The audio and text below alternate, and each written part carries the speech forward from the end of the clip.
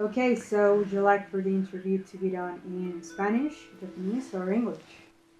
じゃあ誰でもいいですけど、多分アブストラクトの場合にこの英語の方がいいですね。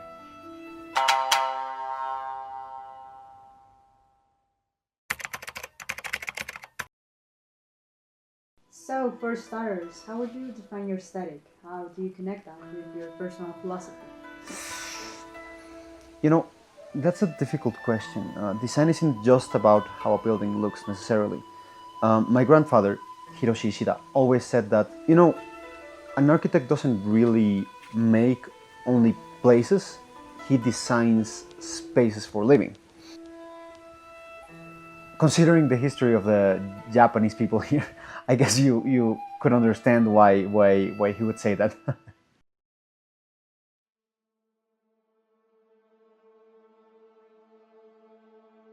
My family and a lot of Japanese families from that time came here to Colombia on this boat, the Kibomaru, with contracts to work on the Amazon rubber plantations, the caucheras, and the sugarcane haciendas from El Valle del Cauca. But when their contracts ended, obviously, they didn't really look back and they began looking up toward Los Andes and especially towards Bogota.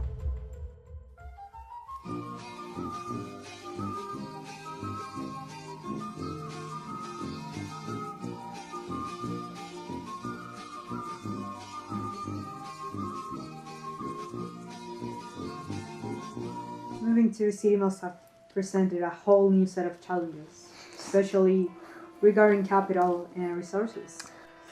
Definitely. I mean, they settled in the cities, but traditional banking, for example, closed its doors to them because of racism and maybe some other prejudices they could have had. They founded this thing called the Tanomoshi. This is like a communal system of like mutual savings and credit based on absolute trust, which is, I would say, one of the things that Japanese society is built upon. And this financial mechanism was the engine, after all, that allowed the Ishida firm to be born.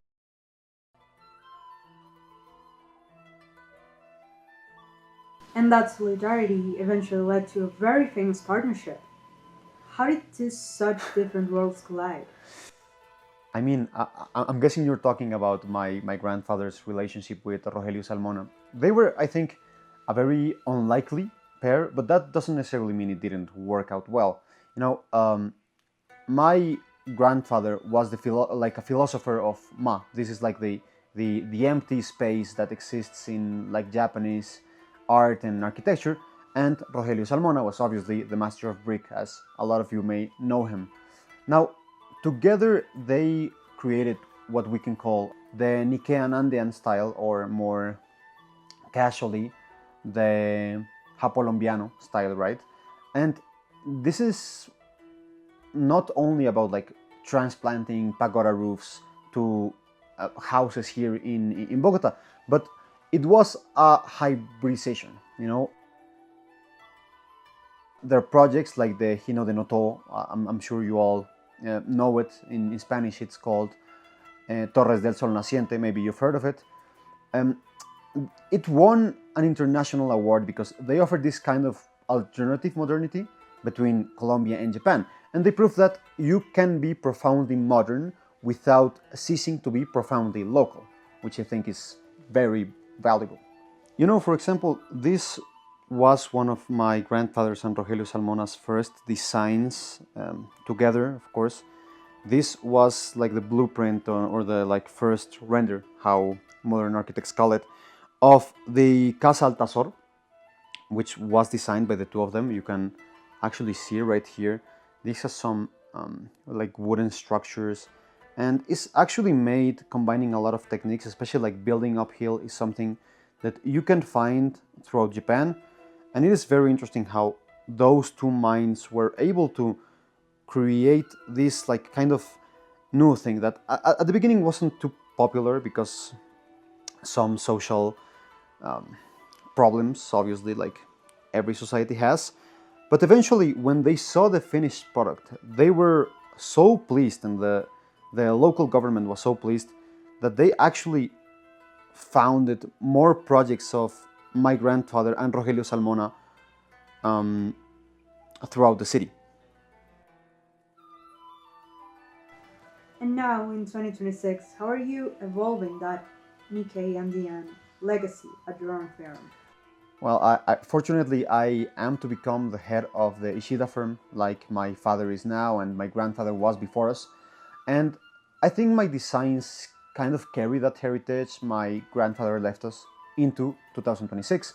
We are building homes in La Floresta Nippon using like guadua bamboo and different carpentry techniques and rainwater collection system inspired by the Kyoto gardens, but adapted to the rainfall of the Bogota savannah, you know?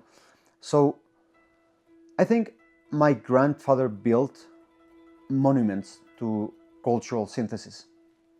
I design so that this synthesis can be lived in today. And it is proof that in Colombia, diversity is not just like an obstacle to modernity, like many people think, but it is its most powerful creative engine. Thank you. Okay, thank you.